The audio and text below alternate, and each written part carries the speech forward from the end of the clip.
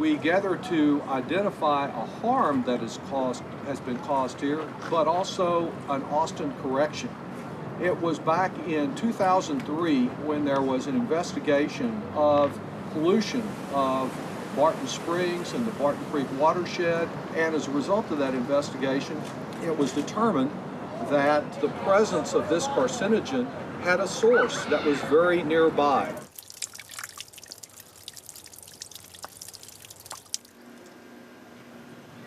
I think that scientists are really detectives at heart.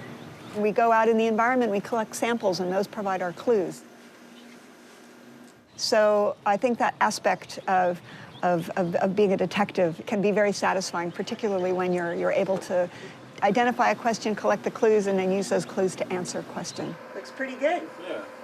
My name is Barbara Mahler, and I'm a research hydrologist at the Texas Water Science Center, which is part of the U.S. Geological Survey, and our office is here in Austin.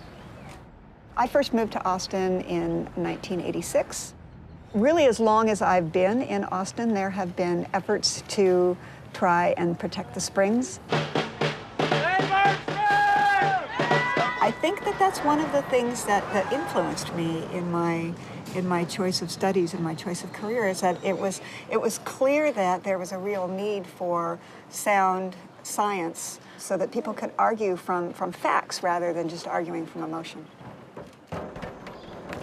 The water in Barton Springs is coming from what we call the recharge zone, which is a swath that's about 10 miles wide and about 30 miles long, and it extends from here by the Colorado River all the way down to the south-southwest toward Buda and Kyle. And so that's where water that either falls directly on the ground in the recharge zone, or water that's flowing in streams from the west, when they cross over onto those rocks, then they can infiltrate and enter the Edwards Aquifer. That water then flows through the aquifer towards Barton Springs, where it discharges. One of the reasons Barton Springs is unique is that it's located so close to a city center. So from a cultural and a social point of view, it's incredibly important. It's a touchstone for so many people to be in the middle of an urban area and have this amazing natural resource so close to us. I love that it's a natural setting. I love just being able to sit here on the lawn and look across at that bluff, no matter what the time of day, and it transports me away from being in a city. And it's really fascinating to watch the evolution of the springs over a 24-hour cycle in the middle of the summer, in terms of not just how the springs looks, the setting, and which animals are here, and the birds and the crawfish and all that, but also the people that come. So starting with the 5 o'clock diehards that are here and getting in the spring early on, and then you've got the people coming in a little bit later in the morning. You've got the moms that bring their kids, and then you've got the day camp groups, and then you've got the people coming in, the after work swimmers that are, we used to call them when I swam here, basher and crasher, the people that just plow through the water, and then the people that come at 9 o'clock when the lights are on. It's kind of a big party.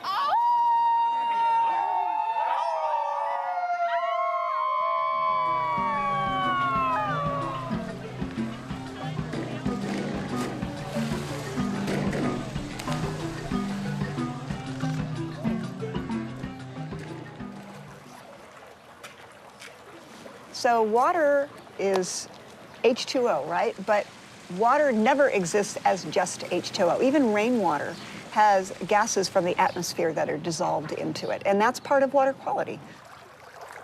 So this is a sonde that collects measurements of things like temperature, dissolved oxygen, specific conductance, turbidity.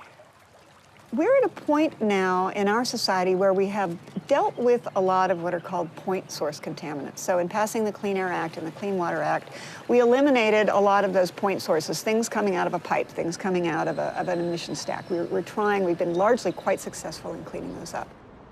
So what we're more concerned with now are what we call non-point source pollution, which is just that kind of diffuse pollution that's everywhere, what's in stormwater runoff.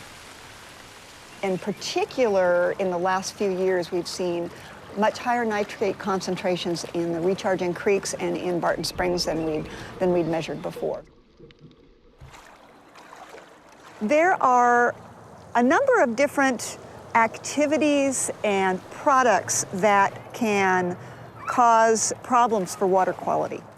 Some aspects of development itself, for example, when bulldozers go out and raze all the vegetation off a piece of property before building on it, the sediment then doesn't have any vegetation to hold it anymore. Sediment can be carrying contaminants with it. It can wash into the creeks, and then it can infiltrate the aquifer. So it's important for people to recognize that their actions affect their watershed. Things like application of pesticides, of weed killers and insecticides. Clearly, if you spray a poison on your yard or your lawn or your house, that's outside and it rains, that's going to end up in the creek. So recognition of that, I think, can really help what kinds of chemicals we introduce into waterways. As a government scientist, my job is to get the best scientific information that I can, and also to communicate that as clearly as I can.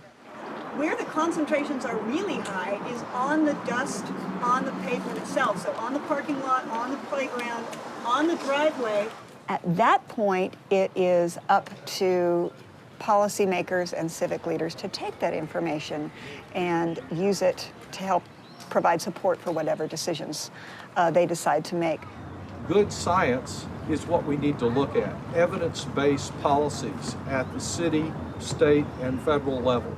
My experience is that from a political point of view, there are a lot of considerations that come into the decision-making process in addition to just the science.